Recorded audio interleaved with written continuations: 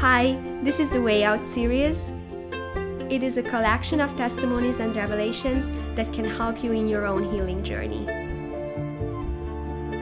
This is an online training on renewing the mind, inner healing, based on the way that's already behind me. This is not a few-step program. It is an encouragement and tools from someone on the way out to others on the way out. I believe that what meant a turning point for me will become yours as well. Have a great way out. Hi, it is the 8th session of the WayOut series. In the last one, I was talking about the importance of leaving my comfort zone and experiencing the freedom I have, and how to ignore the grids of lies on my prison cell, and how to discover the space beyond the grids. And now I'm gonna continue my life story. And I would like to talk about how to exchange the lies with truth. I was talking about this ministry time and ministry season of my life, which hasn't ended since then, but there was a very intense season when I was just ministering everywhere, and I was really stretching myself. It was my thing, the worse the better. The more extreme situation I found myself in, the happier I was. Because there is a taste of stretching yourself, there is a feeling to it, and I enjoyed that feeling after a while. So I was talking about this ministry team that I was part of, and I was a volunteer, and I had a lot of opportunities there to overcome mental issues. But in that season, I also became part of some smaller groups, prayer groups, and God gave me crazy friends, and we just hang out all the time, at least twice a day. We almost lived together, we spent all our times together. We didn't even sleep and eat that much. We had no jobs. All we were doing is praying together, going out on the streets and praying for people. And so we were just doing abnormal things all the time, and we enjoyed it because there were crazy testimonies, people getting healed, getting saved on the streets. So we loved that lifestyle. It was very adventurous, and I remember at one time we were on one of the busiest squares of Budapest, and it was 4 a.m.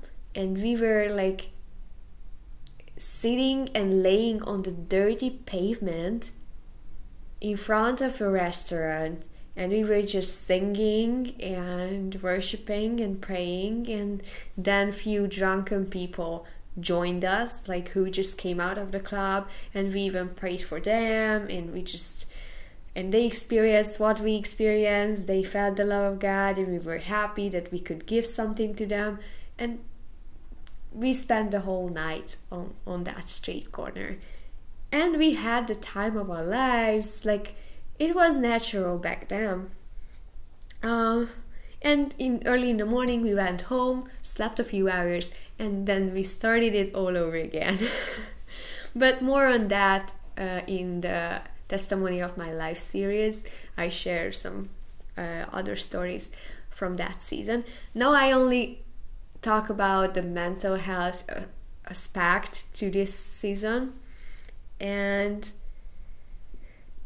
the most characteristic thing about this season was that I had friends for the first time who were so close that I couldn't hide myself anymore. I couldn't hide not even my favorite lies from them. And it was a time of serious exposure. And even if I was like, okay, I don't know why I feel sad, I just don't feel well, they just kept asking me. I had to share what I feel like, and it was such a loving environment that I could share things, and actually everyone was like a silly 20-something trying to discover like life. So it wasn't the sense of like, oh, you are a higher authority, I should be afraid of you and ashamed before you. Like, we were all silly youngsters, so it's just like, okay, I tell you how stupid my thoughts are, but we were just like, it was not a matter of like, let me see how spiritual you are. If you have stupid thoughts, you don't belong. It wasn't like that. Everyone had stupid thoughts and everyone had issues. So there was just only one of us who had like a few years of experience in walking with the Lord, but everyone else was just as silly as I am. So it was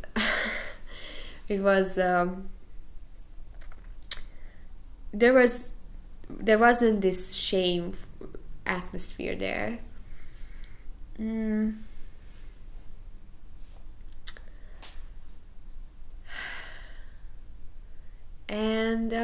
I was really good that God pushed me to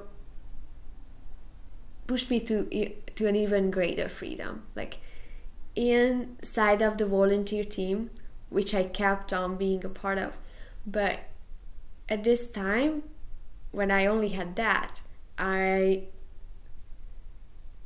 could face some of my bad thinking patterns, but in a way closer relationship that I had with those guys, I couldn't hide almost anything. Like, it was just like, we were so close that everything I had in my head was seen and known. Like, even if I tried to hide it, like, it was visible and obvious from my actions. So it was a good idea from God to finally stop my fleeing. I was really good at hiding and fleeing from people. Like, you will never know me. You will. Anytime someone came a little bit closer to like seeing the real me and seeing through my shields, I was panicking and I was like running away. And now there was no place to run away because we lived together. And also there was an excitement in the air. Like, there were always these adventures and miracles, and it was like, okay, super important what is going on. I can't quit. I can't miss a meeting. I can't stop doing that. It's so cool. I'm so excited. So because I had this feeling, even if it was like very uncomfortable, I felt like it was worth it, and I continued doing it. So if I shared some of the stories, you would think like, it makes no sense. Why would you make yourself suffer that much? But when I was in that, it wasn't suffering. It was life. It was adventure. It was like, we were curious what would happen, and we had a lot of fun in that. So I was actually not even aware how much it helps my mental health, what is going on. Like, I was just so not aware what was going on with me at times. Like, I was just in the process. I just enjoyed what was going on, the mission trip, the praying for people, the ministering. And every now and then I just realized, like, oh, so much has happened to me. Like, I even forgotten about what is going on with me. And that was the key. It's good to forget about yourself at times. Like, if you are really, really deeply about analyzing what lies are in your head, what you've done wrong, when you open the door to what, it is not the way out. Like, it is looking back. And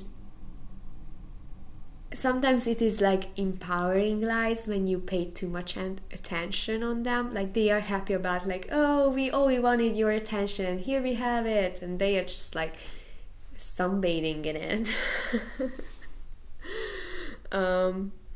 So you don't need to pay that much attention to lies. It's enough that you realize, like, okay, it's not a fact.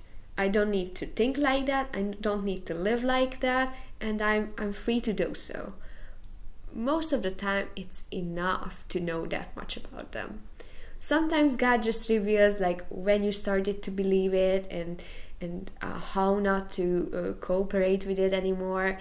But way much more time and attention than that is actually the opposite way than freedom. Like, it goes the other way. Like, it just makes you more aware of your brokenness. And I know people who spent like the last few decades trying to inner heal themselves, and they feel just as bad as they felt like at the beginning, or maybe even worse, because they spent so much time analyzing what has happened to them when they were in kindergarten and all that they are so much aware of all the lies that they were before. So that's not the way to go.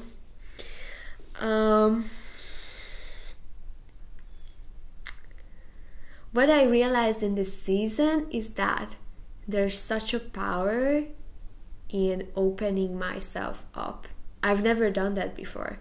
I thought it would be so dangerous to show the real me. And in this circle of friends, I felt safe to open myself up, and actually I had no other choice. I remember on one night with a very good friend of mine, we were just walking in a garden, and she said to me, we should do a confession to each other. And I was like, okay, maybe it was my idea. Okay, we should do that. And we told each other all the shameful things in our lives. Like, we didn't tell the story of our lives, just those shameful things that we never tell to anyone. And it was surprising because we were telling the same things, like almost literally the same things. And it was such a liberation. Like, I'm not the only one. I'm not alone in this. I'm not more twisted than other people. It's just what it is. Like, there's nothing to worry about it. Like,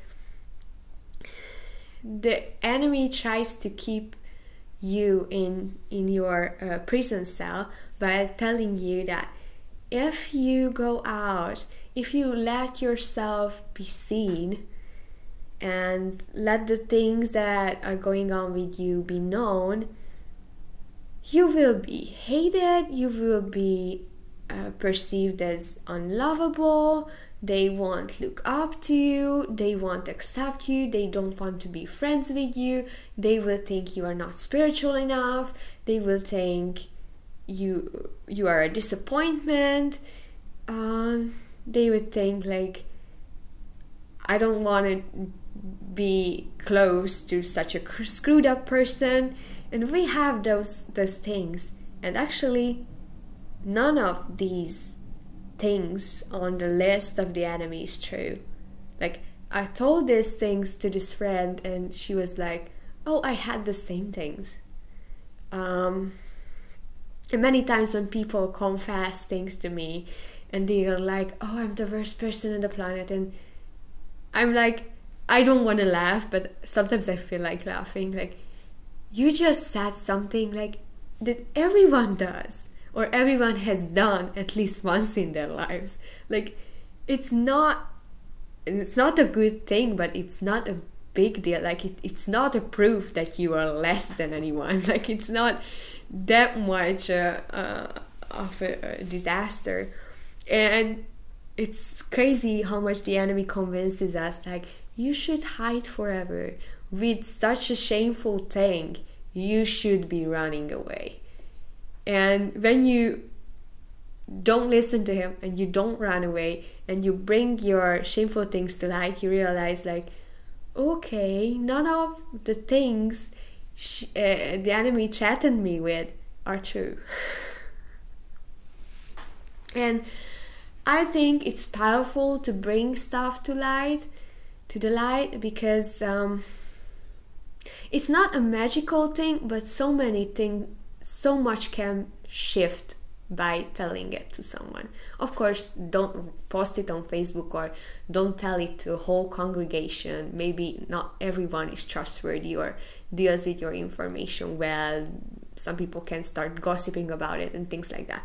But I think bringing your shameful things to someone who is trustworthy, someone who doesn't start to gossip about it, at least, like, that's the minimum. So someone who can react to it, like, in any positive and helpful way. I think it's good to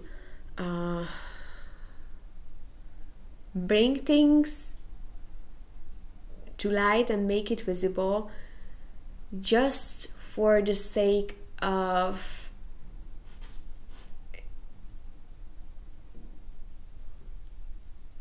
eliminating mystery. Because the enemy loves darkness. When things are not spoken out, you are less aware of it, and when you speak it out, you realize, like, oh, it is a lie. Oh, there's something I don't believe actually, but I act like as if I believed it. For example, when I record this video and I have to vocalize things that are absolutely internal and make sentences out of impressions, many times I feel like how silly it is, like how absurd this lie is when I speak it out. Like, I need to speak it out for you, and then I realize, like, oh, it's nonsense. Like, how could I believe it? But because it hasn't been spoken out, it was kind of hiding in the cloud of mystery. And you can stop this hiding by telling it. And many times when you don't realize what you actually believe, on a layer of a lie, the enemy builds another layer of lies and another layer of lies. And before we realize, you have a whole complex castle of lies that almost rule over you. And it all started with a little secret. For example, you think it's a shameful thing, so you don't dare to tell to anyone. And because you don't dare to tell it to anyone, you are hiding away from people and you are feeling lonely and you contact them less, and then you feel like you are not loved and you are rejected, and there is a whole set of lies building up on each other, and you can stop the whole system just by bringing it out. Many times when I feel like something makes me want to flee from people, like just snail back to my little world, I just intentionally do the opposite, and I just call a friend and just tell this person what I feel like, even if I know that everything of this thought line is a lie. Like it's something very shitty, nothing is true about it. I just tell it out loud just so that I would say it, just so that I could realize that nothing is shameful about it, like no one hates me for it, and it's not something that is worthy to give up my freedom for. It's not safe to be open. It's the riskiest thing of all. Like, people really can harm you when you are seen and known, and many times they do that. That's why I think that you should start with safe people, like not telling your stuff to everyone. But I told my things to my best friends, and even they sometimes hurt me. Most of the time they helped me, but there were times when they reacted like in a way that hurt, like they didn't realize it. And I was like, okay, God, you told me that I should open myself up, and now they hurt me. Like, you are not right about opening up. And God said, okay, you can put your guards on again, you can hide again, you can close, you can go back to your prison cell, but it means giving up land from the promised land. It means giving up a part of your freedom. It means giving up a part of your personality. Do you really want to do that? I'm telling you, with all the risk of people hurting you, it is still way much more worth it to live in freedom than living safe. The enemy always tries to convince you that your safe place is hiding. Your safe place is your prison cell. Go back there, no one hurts you there. And he doesn't tell you that it is also the giving up of your freedom and personality. Like, it's part of the deal. Like, oh, you will be safe here. Safe and actually you are not safe there, but it feels like safety.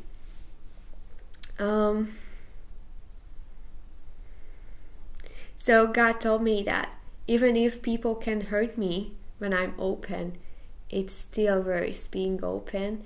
And when I take the risk of being open, He will be there when people would hurt me. And He won't leave me alone, and He would heal me of that, and He will back me up if I take the risk of opening myself up. And these close friendships were the journey of opening up. Like, I remember there were nights when I was just discussing things with my friends and just telling them how I felt about things, and it was just natural. It wasn't like therapy. It wasn't like, oh, let's all cancel, let's all do counseling with Evie, and it just it all happened naturally and almost accidentally, but still very intensively. So many times at 4 a.m. we were talking about like all the things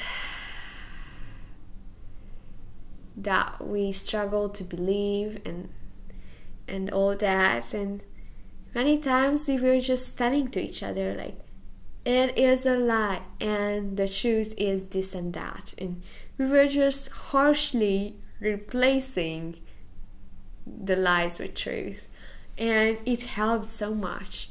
It was like having a real therapy. Like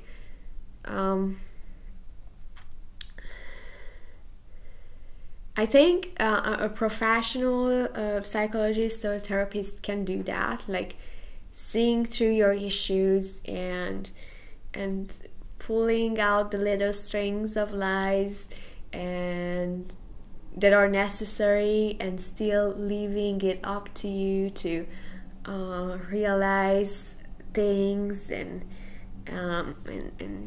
helping you, and at the same time letting you to draw your own conclusions and come to realization on your own about different issues. So it was a great therapy, and God just set it all up for me. And I think that God will give that kind of friends to you as well. And even if you don't have that kind of friends, you can look for it. You can ask someone that, okay, I need to talk about certain shameful issues with someone, would you be that person? So it can happen very spontaneously, but you can actually arrange it, and God can help you with that. Many times people come to me with like, can I do a confession? And sure, you can. Like and it's so cool to see how much happier and freer they are when they leave. So I don't do that very often, but when I do that, it is always very powerful, and it's not a burden. Like you feel like, oh, I don't want to put burdens on people. It's not like, I can always sleep after it, even if it's like even if it sounds crazy. And many times it's like people feel like it's a very terrible thing, and it's like the most natural thing, and so when you bring it out to the light, you realize like there was no point in hiding it. Like it wasn't worth hiding it.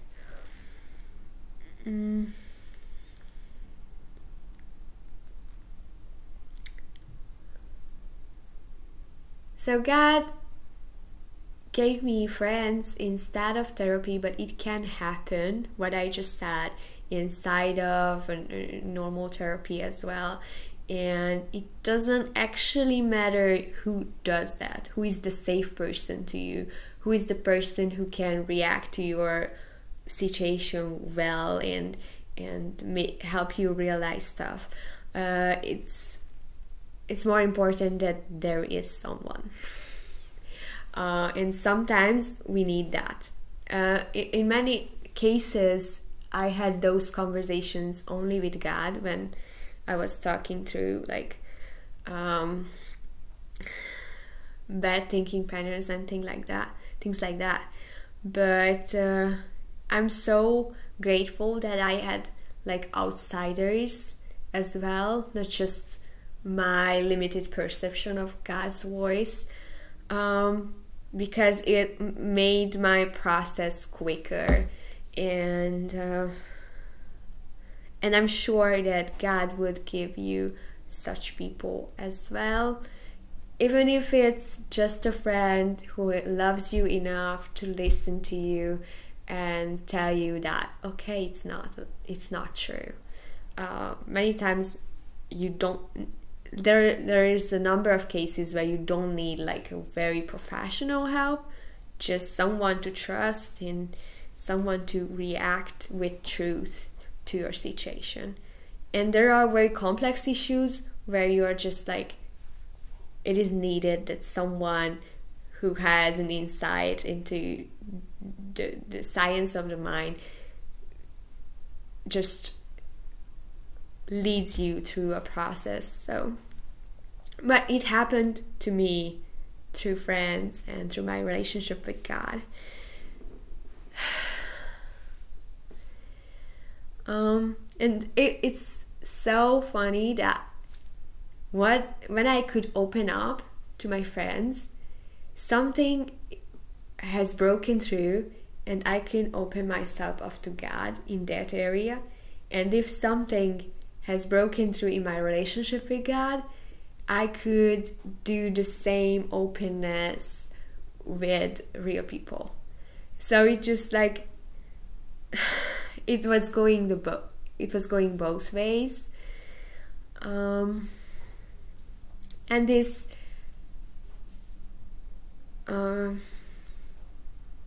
straight openness and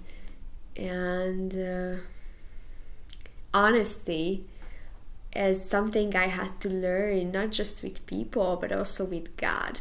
Like, oh, he is all powerful, he knows everything, he knows all the lies, like I must come to him when I think right, and first I need to fix it and then come to him and tell him I failed, but I already fixed it. And he's not like that. He loves us in our messed up state, and he loves it when we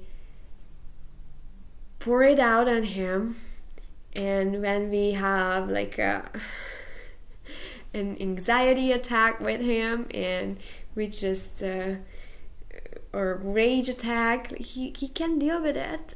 He is not like disappointed. He doesn't think like you should be better off now. He is not upset. He doesn't feel like you failed him. He's okay with your brokenness, and I had to learn that I can actually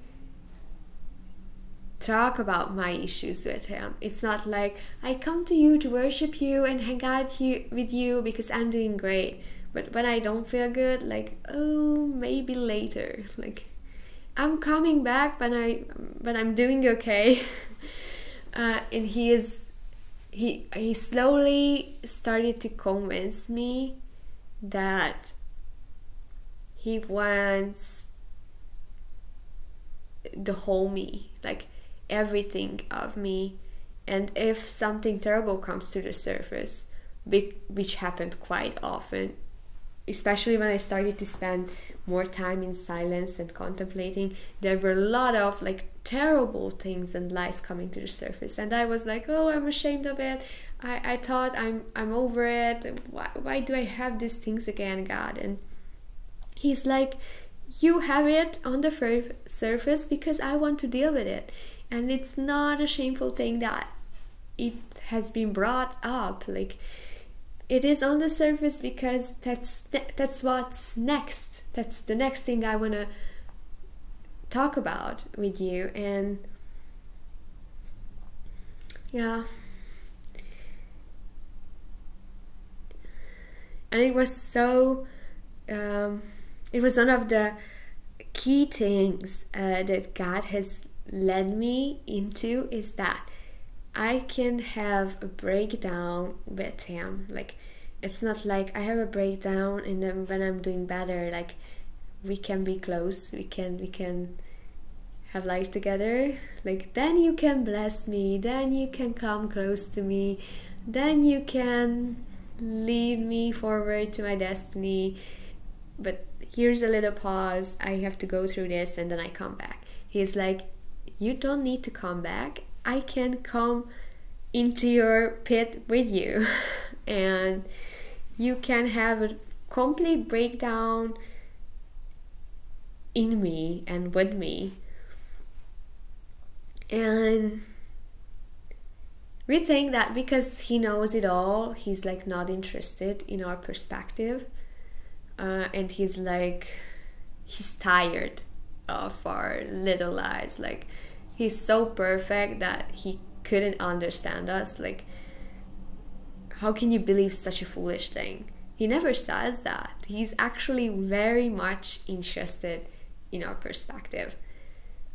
He actually feels honored by the fact that you trust him enough and you sense him close enough that you share your emotions and what is going on in your head. And many times I know that everything I'm gonna say is just sheer lies, and I know that, and I still hear him say that I want to see it the way you see it. Like, I see it all, but I can only hear your perspective from your mouth, so I want to hear that. And he is so compassionate. Like, he actually lives in us, so he has to experience all our emotions, whether he wants it or not. But he wants it. He loves living in you, and he loves like experiencing the world through your eyes. And yes, so he knows exactly what you're talking about. And even if it's like all the feelings you have and all the issue you have has nothing to do with reality, he's still not like, oh, there's nothing real about what you said, so just stop it. He's like, okay, I want to hear what is going on, and I know that the pain you're experiencing is real, and everything you went through is real, and I don't think it's a fake thing just because the cause of it was a lie. Like, he's not like that, okay, nothing that made you suffer is true, so I don't care about your suffering.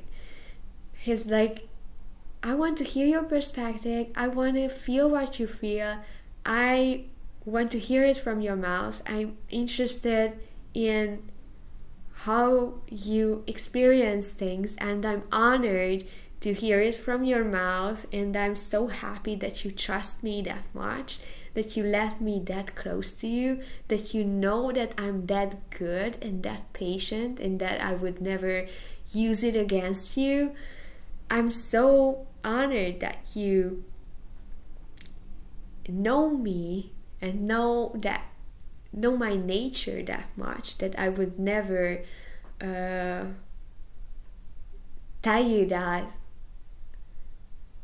it doesn't matter because it's not true.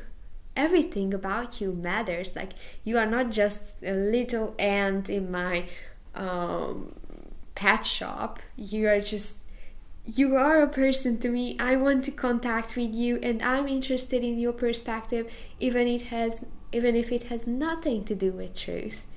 And when he convinces you that he loves you and you cannot mess up your relationship with him, and you cannot make him think that you are less of anything and you are less worthy of like his blessings or all that, when he makes it known to you that you're completely safe with him, he slowly but surely starts to build down those lie structures. Like, okay, but I'm not sure this is what exactly that happened. Actually, what happened was completely different. But I know that you felt those things. I've seen it. That's how you could react to it, because you thought it was true and it was a fact. But let me show you that it wasn't that factual, actually.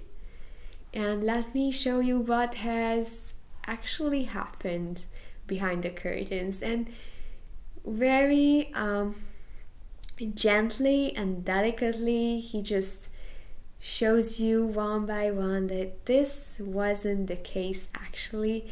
The pain you felt was real, but the cause of it actually wasn't. And yeah, he does it so nicely that he doesn't hurt your feelings, or he doesn't make you feel like, oh, you just believe a lie, like I don't care, you're suffering from it. Like, of course you're suffering, you believe shit, of course you feel shitty. He's not like that.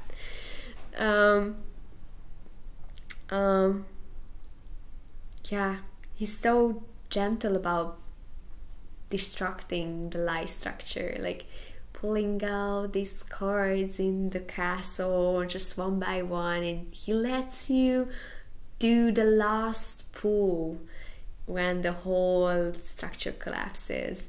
So many times he just gives you hints and lets you come to the conclusion. He's a very good therapist. And it's good to know him that way.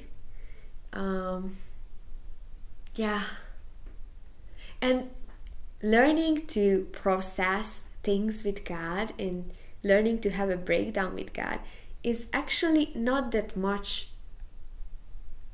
just the issue of inner healing. Like, if you're completely healthy, like you cannot be any healthier mentally, it's still necessary for you to learn to process things with God, because he's the one person who will always be there for you.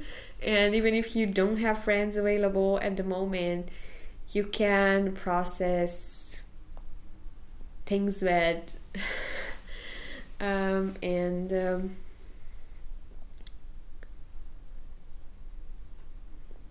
and he always knows what questions to ask from you. Like,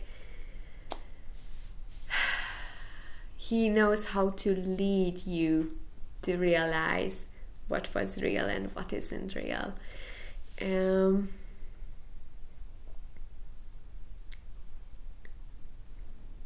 I think it's one of the best things that he forced me to realize. I gave him the permission to force me, but it was great that he set this life situation up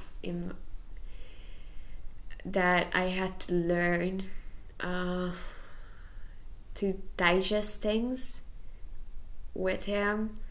And there were so many like past issues that we were talking about in my time with him.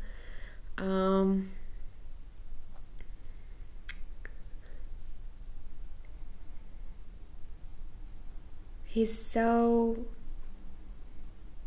kind and soft in dealing with our emotions, and so strict and harsh at lies. Like, he does this thing so well. And yeah, I think it is necessary to learn how to go through mental stuff with God, whether you have a therapist or not, whether you take medication or not, whether you have a chronic mental issue or not.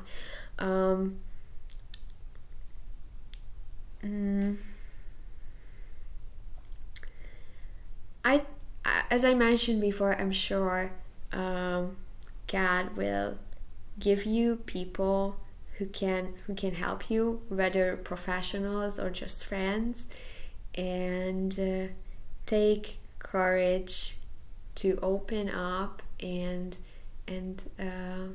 stop fleeing, and bring things to the light that make you want to run away, because making secrets known prevents so much works of the enemy. And I've seen it, how powerful it is. Like, one of the things that was so powerful about ministering to people is that I could see the changes in people. Like, it was many times just instant changes, but there were issues when I could see like change in in a few months or after half a year. And it was like, it was so good to see that knowledge of the truth really does set people free.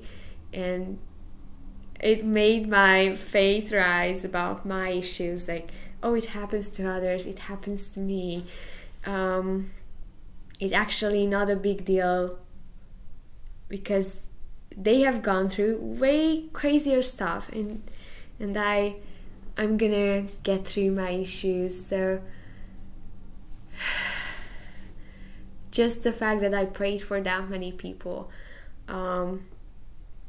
made me more aware of like how lies and truth works, how emotional health works, and helping others helped me a lot.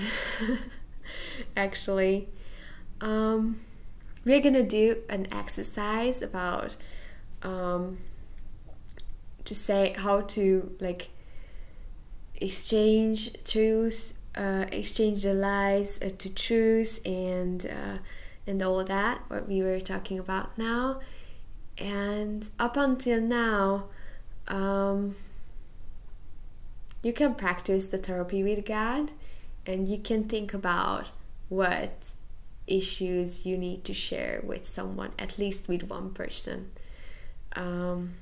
living on the earth. And I can't wait for your testimony. I'm praying for you, and I'm excited for your healing journey. Enjoy your way out. Thank you for watching this video. I hope it was a blessing for you.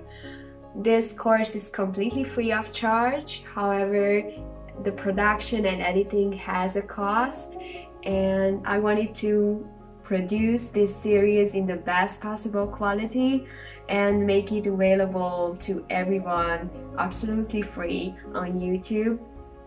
So if you feel led to, please contribute with any amount to the production costs. All the donation options and the payment methods are available in the description.